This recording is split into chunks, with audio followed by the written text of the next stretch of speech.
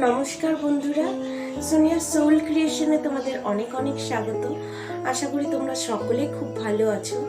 যদি আমার ভিডিওগুলো তোমাদের ভালো লেগে থাকে অবশ্যই করে লাইক করে দিও, কমেন্ট করে দিও এবং সাবস্ক্রাইব করে দিও এবং সকলের সঙ্গে শেয়ার করে দিও। কারণ তোমাদের একটা লাইক, একটা কমেন্ট, একটা সাবস্ক্রাইব আমাকে অনেক অনেক করে মোটিভেশন দেয় এবং পরবর্তী ভিডিও করতে উৎসাহ পাই। তো প্রত্যেকের কাছেই তাদের গ্রামটা, তারা যেখানে বাস করে সেই জায়গাটা তাদের কাছে সব থেকে প্রিয় হয়। যেমন আমার কাছে আমার খিদিরপুর গ্রাম, আমার বেথুয়াডাউরি শহর আমার সব থেকে প্রিয় জায়গা।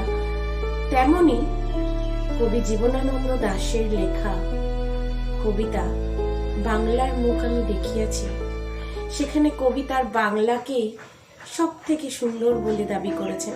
সেটা আমিও করি, প্রত্যেকেই করে।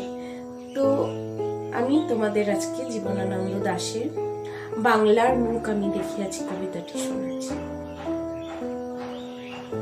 বাংলার মুখ আমি দেখিয়াছি, তাই পৃথিবীর রূপ খুঁজিতে যাই না আর।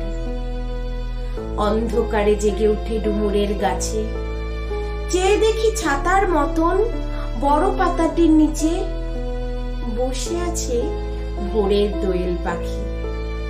চারিদিকে চেয়ে দেখি পল্লবের স্তূপ, জামবট, কাঁঠালের, হিজলের, অশথের করে আছে চুপ। ফণি মনসার ঝোপে সতী বনে তাহাদের ছায়া পড়িয়াছে।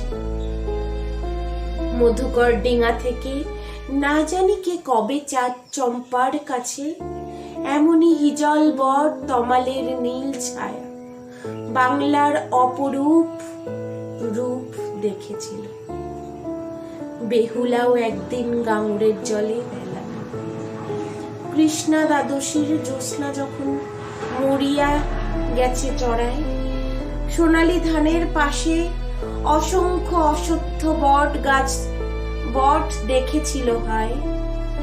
শ্যামার নরম গান শুনেছিল। একদিন অমরায় গিয়ে ছিন্ন খঞ্জনার মতো যখন সে নেচেছিল ইন্দ্রের সভায়। বাংলার নদী মাঠ ভাট ফুল ঘুঙুরের মতো তারা কেঁদেছিল।